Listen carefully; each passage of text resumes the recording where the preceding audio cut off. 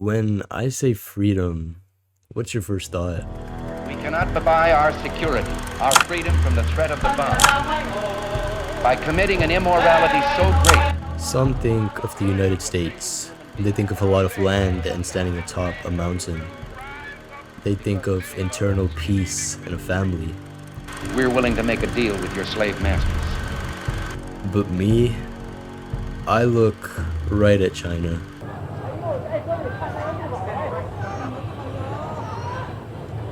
China's taking over tech companies and how huge they're getting. And We know China for its notorious camera tracking, the media controlling, the limited use of the internet, and even going to the extent of banning social media platforms. Broadcasting regulator has banned the BBC World News from being broadcast in the country. It goes against everything that America and every Western country stand for.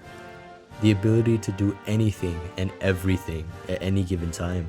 China is controlling.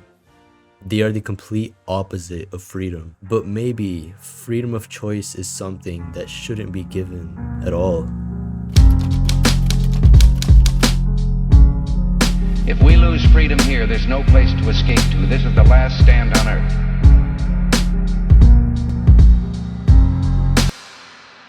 There are many social media platforms, and they all have one thing in common, which is bringing people together, sharing moments as fast as possible. Now, this seems quite simple, right? Well, let's look at the age and demographics of the users on each platform. The average age of an Instagram user is 23. Snapchat user is 17. For Facebook, surprisingly, 21.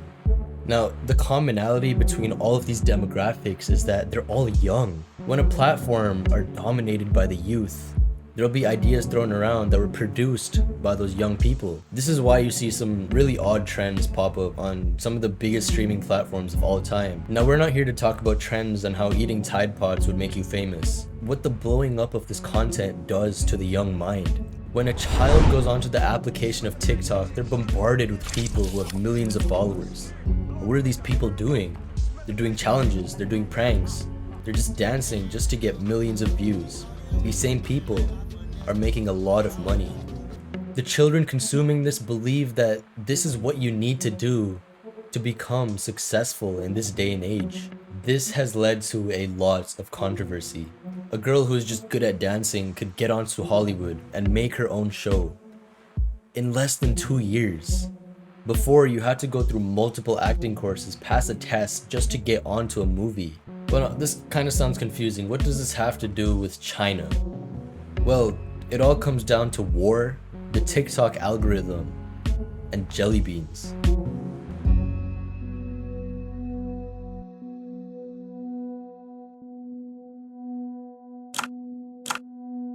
A lot of security issues were brought up when TikTok started blowing up, mainly because it was a Chinese company that got acquired by the Chinese government itself. This means that China, one of America's greatest competitors in terms of land and military, has access to what the rest of the world can see, including its own citizens. I'm worried about where humanity is heading. we have to become like China in order to deal with what they're doing. It's just been banned in India, the Atsi's market, where it's considered... Once the government has that kind of power and control, they're going to be able to exercise it whenever they want. As we all know, the internet in China is under heavy control by the government. But this is not something that the country would use to make their own country fail. They'd use it to their own benefit. And this is exactly what China did with TikTok. China saw in this a way to expand their own country.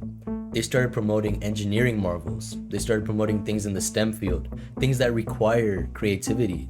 These children in China are taught that being creative and going into engineering will make you popular. It'll make you money. This inspires more children, and the cycle continues.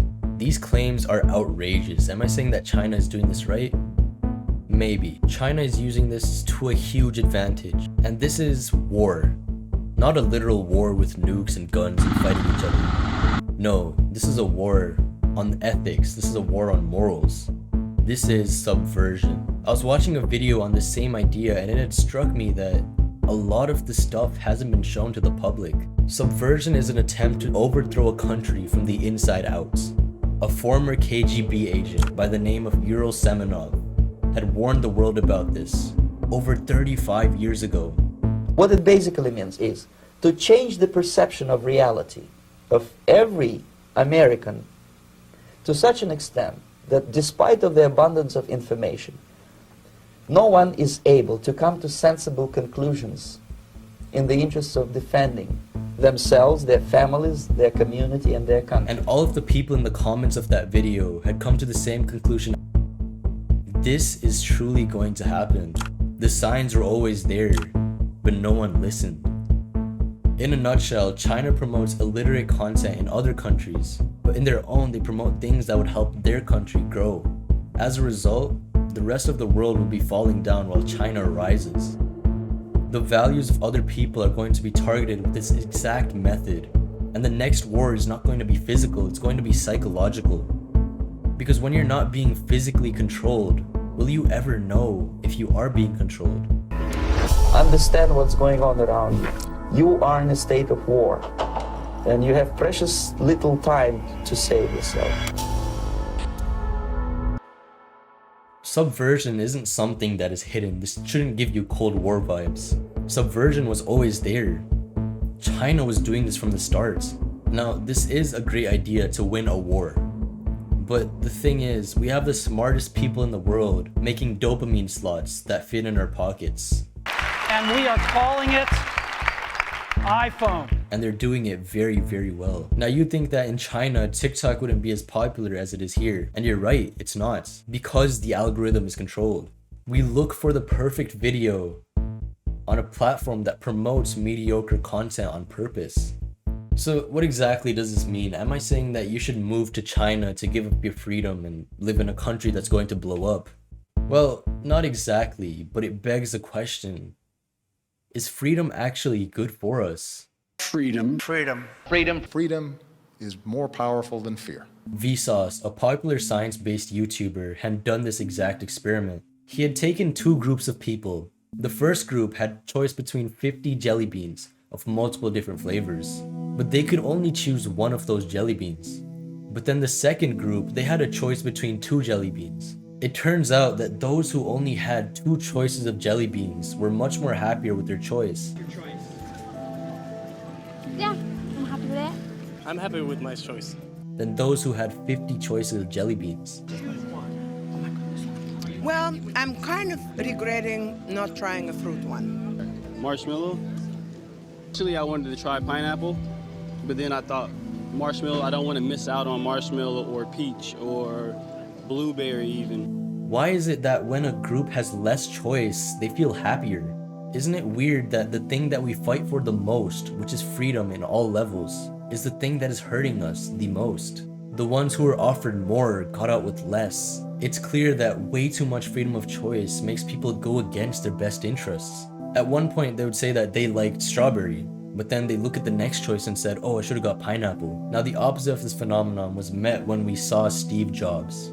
Everyone questioned why he wore the same clothes in every single place he went to. What was his reason?